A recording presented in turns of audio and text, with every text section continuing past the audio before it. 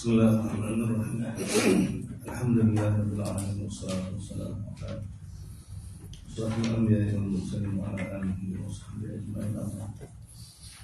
Assalamualaikum warahmatullahi wabarakatuh. Sambung surah Ali Imran surah 56 ayat 40. Ayat 40 surah 56. Alhamdulillah hadirin, ada sambungan kisah Nabi, kisah Maryam, kisah kedua berkenaan dengan kudrat Allah Subhanahu wa taala, kehebatan Allah Subhanahu wa taala. Sebab malaikat bagi tahu pada Maryam, Allah Subhanahu wa taala bagi berita gembira, kamu akan dapat anak yang Allah jadikan dengan perintah dia, dengan kalimah dia, dengan perintah dia. Ya Allah, nama dia tak jadi Isa bin Maryam. Dan yang ada kedudukan di dunia dan kedudukan di akhirat di sisi Allah SWT. Dan wa yukallimun nas bil bahri, dia akan bercakap dengan manusia ketika mana dia masih kanak-kanak, masih bayi ni. Dan juga wa kahlan wa minas salihin, dia akan cakap dengan orang ketika mana dia masih bayi, dan ketika mana dia sudah tua, wa minas salihin, dia termasuk di kalangan orang. Ini isyarat ayat 40 yang kita baca pagi ini, bahawa Nabi Isa AS akan turun sekali lagi. Dia mana dia sudah berumur, bagaimana dia bercakap dengan manusia ketika mana dia masih bayi, kemudian dia akan bercakap dengan manusia, dakwah manusia ketika mana dia sudah berumur. Kahlan ini sudah sempurna dari sudut kewarasan, dari sudut tubuh badan.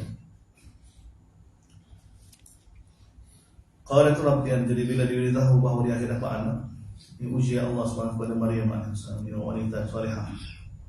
Dia tanya, qalat rabbi anna yakunu li walad wa lam yamsasni bashar, bagaimana aku dapat anak sedangkan aku tidak pernah disentuh oleh mana-mana manusia. Allah Ta'ala sebagai rahmat dia panduan pada umat ni supaya kita tak berlaku seperti mana berlaku pada Yahudi yang benci pada keluarga Imran, ataupun sebagai Nasara yang telah berpuja. Jadi Allah Ta'ala selit daripada nenek dia manusia biasa, orang yang rapat dengan Allah, tapi manusia biasa, tidak tahu perkara lain, tak tahu apa yang dia kandung ni. Maryam keluar daripada mulut Maryam, bila diberitahu dia akan dapat anak, dia tanya, bagaimana aku dapat anak sedangkan aku tidak pernah disentuh oleh mana-mana manusia. Maka malaikat beritahu, qala kadzalika qala rabbuki, dalam surah Maryam, wa alayhi hayyin. Demikianlah Tuhan akan beritahu bagi Allah mudah. Sini qala kadzalika, demikian Allah SWT beritahu, yakhluqu ma yasha, dia boleh buat apa yang dia nak buat, dia boleh cipta apa yang dia nak buat. Ya Allah, kita terikat asbab semua ja'liyah dan insyaAllah asbab yang dibuat ia bukan asbab hakiki. Idza qadha amran, dan ini kudrat Allah SWT, bila dia nak buat, bila dia sudah buat keputusan tahap gapo-gapo pun, kalau nak benda tu berlaku, maka cukuplah bagi dia kata kun fayakun, jadi.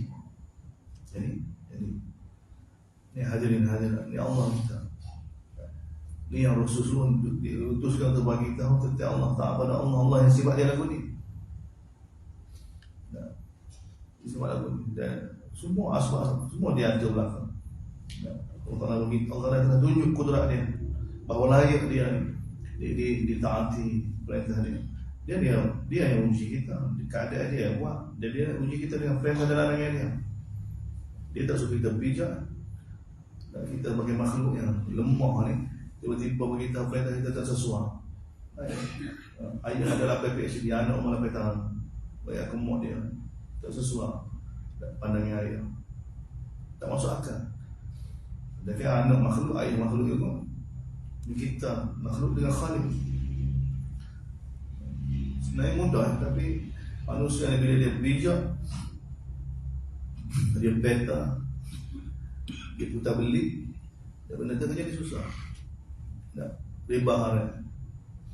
Maka kerana nak tahu juga kena macam kecil mudah, lupa sangat pemikir dia, ingat dengan tapi dia waham itu, daripada dulu lagi. Macam orang Mekah, waham orang Mekah.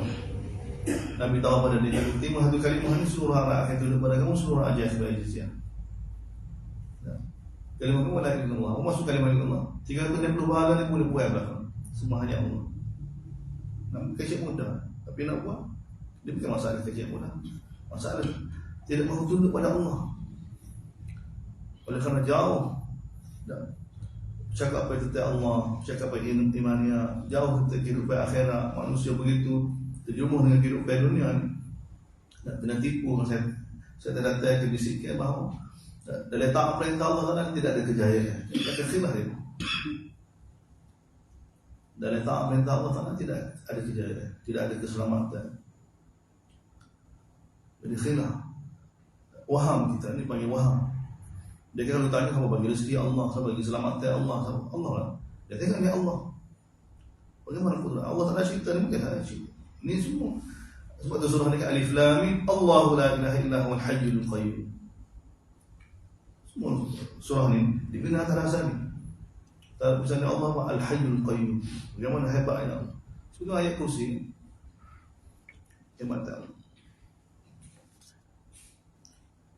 Surah ni membantah Allah Ta'ala hantar Nabi Musa ni pada zaman manusia begitu molek, begitu terkesan dengan kehebatan sains, kehebatan ilmu tabiat. Jadi Allah Ta'ala hantar Nabi Musa, Nabi Isa AS. Seperti mana zaman Nabi Musa, manusia terkesan dengan ilmu sihir, Allah Ta'ala hantar Nabi Musa. Jadi ini Allah Ta'ala beritahu Nabi Musa daripada lahir luar biasa.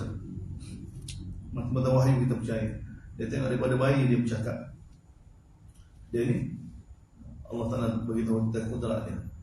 Bagi Allah dia nak buat kamu kun fayakun. Fayakun. Wa yu'allimuhu al-kitab wal hikmah. Dia ajar Nabi Musa. Dia ajar Nabi Musa ni al-kitab wal hikmah.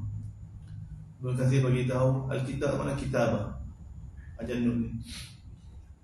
Kitab apa Nabi Isa? Tak ada. Mana ada? Seluruh para anbiya. Wal hikmah. Kitab. Zahir sebab istibaan nak kata Quran. Nak kata Quran. Nabi Isa itu, Nabi Isa itu guna apa? Nabi SAW lihat pada tangan Sayyidina Umar ni, Sayyidina Umar bertanya Nabi Rasulullah, dia dapat kitab sebahagian pengajaran yang baik. Sayyidina Umar bagi tahu mana Sayyidina Umar dia punya pendapat dia ni menepati wahyu. Kita nak bagi tahu dia punya ijtihad dia lebih daripada kita. Dan dia bawa kitab Taurat sebahagian daripada ajaran Taurat yang dia kata kepada Nabi bahawa dia dapat kitab ni, dia berpendapat menjadi molek. Nabi berubah muka Nabi. Keluar daripada mulut Nabi beritahu, wahai Umar, sekiranya Musa alaihissalam hidup, tidak ada jalan bagi Nabi Musa untuk selamat dunia dan akhirat, mana kena ikut aku. Kena ikut. Tidak ada jalan. Begitu Nabi Isa alaihissalam bila tu bukan dia ajar Injil, dia akan ajar Quran. Dia akan ajar sunnah Nabi sallallahu alaihi wasallam. Dia akan ajar Quran. Daripada bagi tahu dia, Nabi Allah Taala ajar pada dia kitab. Allah Taala ajar pada Quran. Dia akan tu bagi panduan pada umat. Tapi dia bukan bawa ajaran baru. Allah Taala ajar dia kitab. Wal hikmah. Dan hikmah sama ada kita kata ni sunnah Nabi ataupun kefahaman. Sebagaimana sunnah Nabi, kefahaman, kalau sunnah Nabi itu kefahaman yang hasil daripada kitab, begitu juga kefahaman yang Allah Ta'ala akan bagi kepada Nabi. So dia mendapati kitab, dia mendapati Quran sama, sebab manbak dia sama, sedar dia sama. Dia Allah ajar dia Taurat, kitab Nabi Musa, wal Injil. Ini yang Allah Ta'ala akan bagi pada Nabi Isa AS. Wa rasulan ila bani Israil. Dan Allah SWT kejadikan Nabi Isa seorang rasul, tapi kepada Bani Israil. Tengok, rasulan ila bani, rasul pada Bani Israil. Yang mana bila Nabi Isa dilantik jadi rasul, dia datang pada Bani Israil, dia akan bagi tahu, qad ji'tukum bi ayatin min rabbikum, sungguh aku telah bawa pada kamu bukti-bukti daripada Tuhan kamu, selain daripada diri dia sendiri. bukti daripada Allah SWT, tentang kudrah Allah. Anni akhluqu lakum min at-tin kahiyati at-tayr, wa aku boleh cipta untuk kamu dalam bentuk tanah yang berbentuk burung. Fa'anfukhu fi, lalu dia tiup burung tu, fayakunu tayran, maka jadi burung sungguh biiznillah, dengan izin Allah, dengan wahyu daripada Allah. Wahyu daripada Allah. Batal semua ilmu tabiat, ilmu sains bila berlawan dengan wahyu, kehebatan ilmu wahyu. Pada umat ni berlaku pada Sayyidina Umar tulis surat, 2 surat, satu surat pada Amr bin As di Mesir, satu surat pada Sungai Nil. Ini kekuatan umat ni bila ada hubungan dengan wahyu Allah. Sebab tu kita kena rasa ni lebih hebat lagi. Sebab fitnah umat ni, umat akhir zaman, fitnah Dajjal, dan fitnah Dajjal berkait dengan sains. Berkait dengan sains. Waktu orang yang terkesan tu akan terjumur, dia akan tawar dengan wahyu. Dia akan langgar perintah Allah SWT. Sebab tu kita kena pegang tu. Sebab tu kita kena jadi dunia tempat ujian. Jadi ujian kita ni supaya ikut wahyu. Apa keadaan? Supaya kita bijak, sehingga pendapat kita lebih hebat daripada wahyu. Sebab tu kita tengok sunnah Nabi, dia kena tengok hidup para sahabat. Kalau tidak kita akan keliru. Kita ambil Quran dengan pendapat kita, bahaya kita. Di Khandaq Allah nak bagi tahu, ya ayuhan nabi ittaqillah wa la tuti'il kafirin wal munafiqin. Lepas tu wattabi' ma yuha ilaik. Dalam wahai Nabi, bertakwalah kepada Allah, jangan kamu ikut pendapat munafikin, jangan ikut pendapat kafir Yahudi. Lepas itu kamu ikut apa yang diwahyukan. Sesuatu dia lagu mana?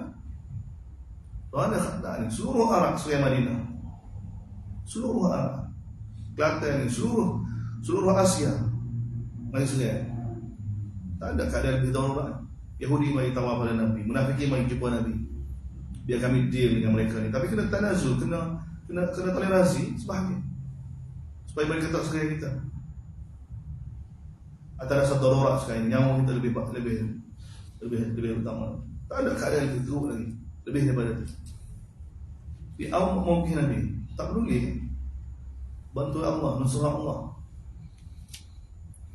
Nabi telah tunjuk pada kita bagaimana dan apapun situasi, tetap perintah Allah Taala depan. Dari surah Ahzab tu dah tu ayat gambar dia, laqad kana lakum fi Rasulillah uswatun hasanah. Sesungguhnya bagi kamu Rasulullah ikutan yang sempurna. Jadi ikutan ayat tu bukan dari sudut pakai jubah, janggut, keserban. Tidak. Ayat tu berkenaan dengan ikutan yang sempurna Nabi. Contoh ni dari sudut mentaati perintah Allah, sempurna. Seperti mana Nabi Ibrahim bila disuruh sembelih anak, sempurna. Nabi SAW disuruh sabar dengan apa keadaan. Ini Allah Taala uji Nabi.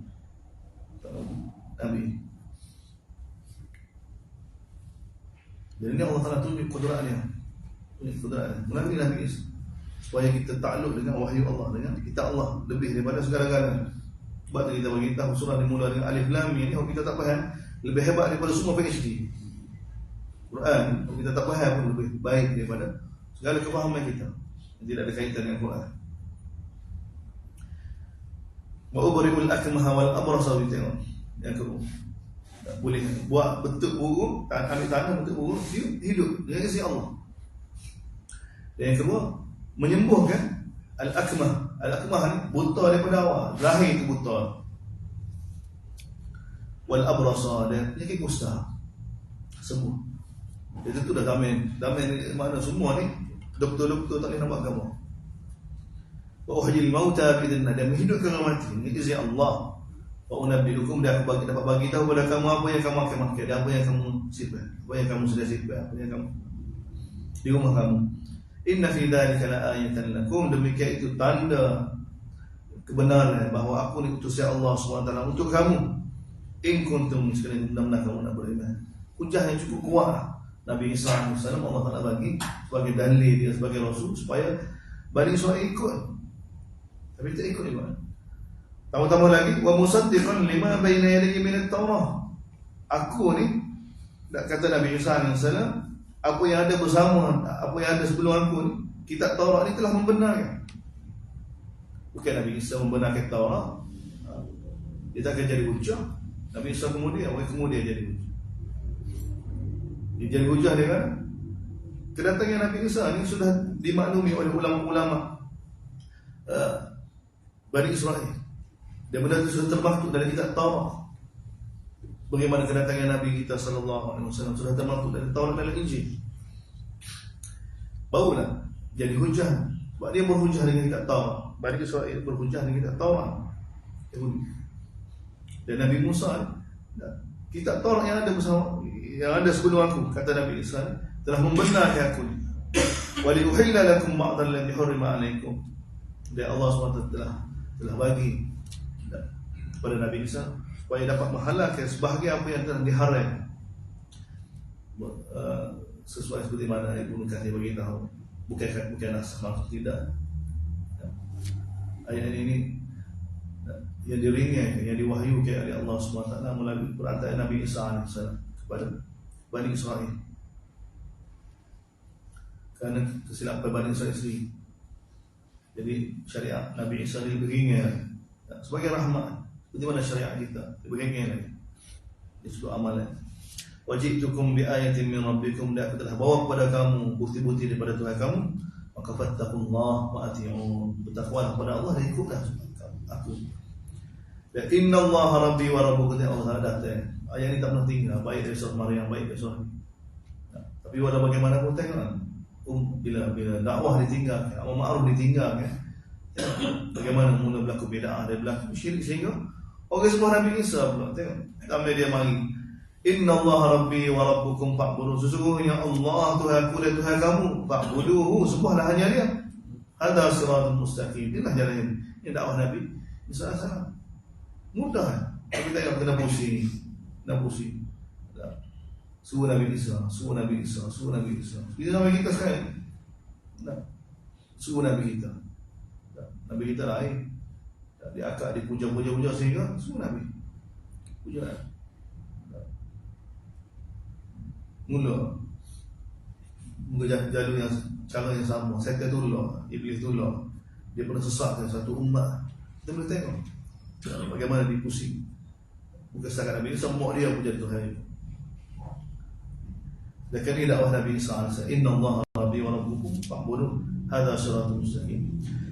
Falamma ahassa Isa minhum al-kufr, ini peringkat akhir bila Nabi Isa dapat rasa, bukan setakat dapat tahu dengan jelas, timbul dengan perasaan yang sangat jelas bahawa penolakan daripada Bani Israel. Sebahagian mereka, qala man ansari ila Allah, maka Nabi Isa tanya, siapa dia nak tolong untuk tegakkan agama Allah? Qala al-hawariyun, maka berkata hawariyun, nahnu ansarullah, kami yang akan bantu agama Allah. Amanna, bagaimana bantu agama Allah? Amanna, kami beriman dengan Allah. Dan tengok perkataan hawariyun ini seperti mana dalam surah Yasin. Orang dalam surah Yasin dia sama. Maksudnya orang Ashabul Kahfi, satu orang mukmin di kalangan keluarga Firaun dalam surah Ghafir, sama mungkin. Ini tanggung nyawa belakang. Ini kalau kita darurat belakang, maksudnya ini tanggung nyawa. Orang nak bunuh, peringkat kerajaan nak tangkap, dituduh, dibuat cerita, dituduh Nabi Isa dibawa ajaran sesat, rosak masyarakat, macam-macam tuduhan. Ketika ni Hawariyun bangkit kat sana. Ini contoh debat kita.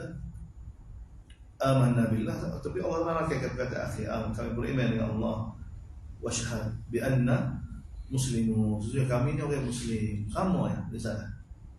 Umat Nabi Isa dan umat Nabi Isa muslimun. Muslimun ni orang yang tunduk patuh hanya kepada Allah SWT dengan ikut rasul yang diutuskan oleh Allah SWT. Sambungnya berkenaan dengan kata Hawariyun. Allah. Bismillahirrahmanirrahim.